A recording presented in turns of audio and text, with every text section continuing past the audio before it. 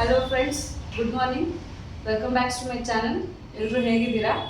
ನೋಡೋಣ, ಇವತ್ತು ನಾನು ಒಂದು ಖಾರ ಪುರಿ ಡಿಶ್ ಮಾಡಬೇಕು ಅಂತ ಅಂದ್ಕೊಂಡಿದ್ದೀನಿ. ಸಿಂಪಲ್ ಡಿಶ್ಶು, ಚಳಿ ಇರುವಾಗ ಎಲ್ಲ ಚೆನ್ನಾಗಿರುತ್ತೆ.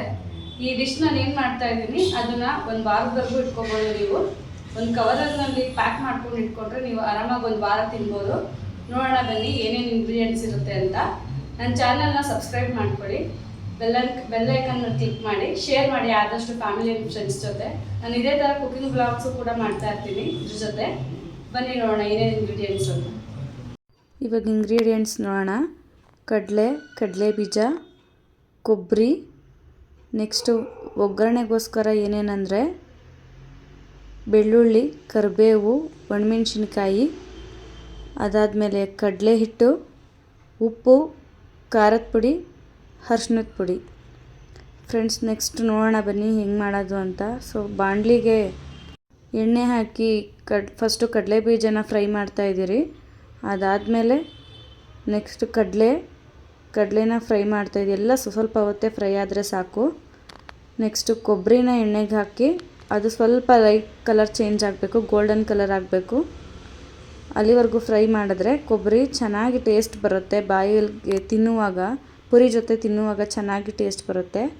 ನೆಕ್ಸ್ಟು ಅದೇ ಬಾಣಲಿಗೆ ಸ್ವಲ್ಪ ಎಣ್ಣೆ ಹಾಕ್ಬಿಟ್ಟು ಸಾಸಿವೆ ಚಟ್ಕುಟ ಆದಮೇಲೆ ಆಮೇಲೆ ಹಿಂಗಾಕಿ ಹಾಕಿದ್ದಾದಮೇಲೆ ಸ್ವಲ್ಪ ಫ್ರೈ ಆಗಿದ ತಕ್ಷಣವೇ ಒಗ್ಗರಣೆಗೆ ಕರಿಬೇವೆಲ್ಲ ನೀಟಾಗಿ ಫ್ರೈ ಆಗಲಿ.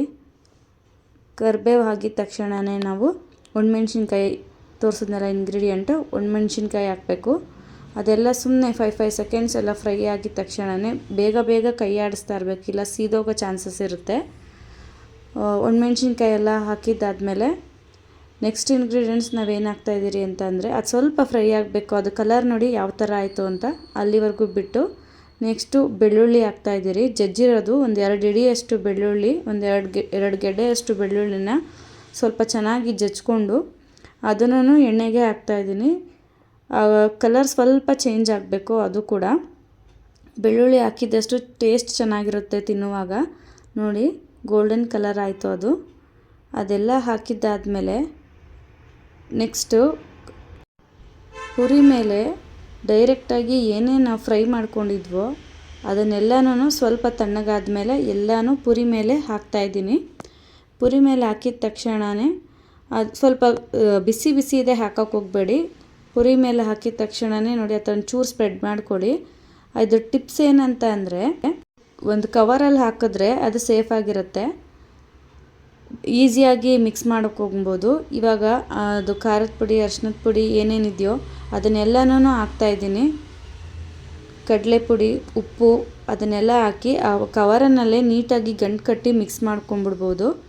ಇವಾಗ ತಿನ್ನಬೇಕು ಅನಿಸಿದ್ರೆ ಸ್ವಲ್ಪ ಉಗುರು ಬೆಚ್ಚ ಮಾಡಿಕೊಂಡು ಆ ಪುರಿ ಸಮೇತ ಎಲ್ಲ ಮಿಕ್ಸ್ ಮಾಡಿದ್ದಾದಮೇಲೆ ಒಂದು ಬೌಲಲ್ಲಿ ಮಿಕ್ಸ್ ಮಾಡ್ಕೊಳ್ಳಿ. ಉಗುರು ಬೆಚ್ಚ ಥರ ಮಾಡಿಕೊಂಡು ಒಲೆ ಮೇಲಿಟ್ಟು ಒಂದು 2-3 ಸರಿ ಸ್ವಲ್ಪ ತಿರುಗಿಸಿ ಸ್ವಲ್ಪ ಬಿಸಿ ಆಗಿದ ತಕ್ಷಣ ತಿಂದರೆ ಚೆನ್ನಾಗಿರುತ್ತೆ ಚಳಿಗೆ. ಇದನ್ನು ನೀವು ಆಲ್ಮೋಸ್ಟ್ ಒಂದು ವಾರದವರೆಗೂ ಅದು ಇಟ್ಕೊಂಡು ತಿನ್ಬೋದು. ನೀವು ಕವರಲ್ಲಿ ಗಂಟು ಹಾಕಿ ಇಟ್ಟರೆ ನೋಡಿ ಫೈನಲ್ ಆಗಿ ಯಾವ ಥರ ಆಗಿದೆ ಅಂತ. ಚೆನ್ನಾಗಿದೆ ಟೇಸ್ಟು. ನಿಮಗೆ ಉಪ್ಪು ಖಾರ ಕಮ್ಮಿ ಇದ್ದರೆ ಹಾಕ್ಕೊಂಡು ಚೆನ್ನಾಗಿದೆ, ಎಂಜಾಯ್ ಮಾಡಿ.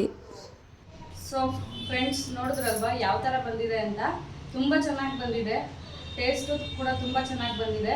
ಈ ಥರ ನೀವು ಒಂದ್ಸತಿ ಟ್ರೈ ಮಾಡಿ ನೋಡಿ, ಕಮೆಂಟ್ ಬಾಕ್ಸಲ್ಲಿ ತಿಳಿಸಿ ಯಾವ ಥರ ಬಂದಿದೆ ಅಂತ. Thank you friends, see you in the next video. Bye.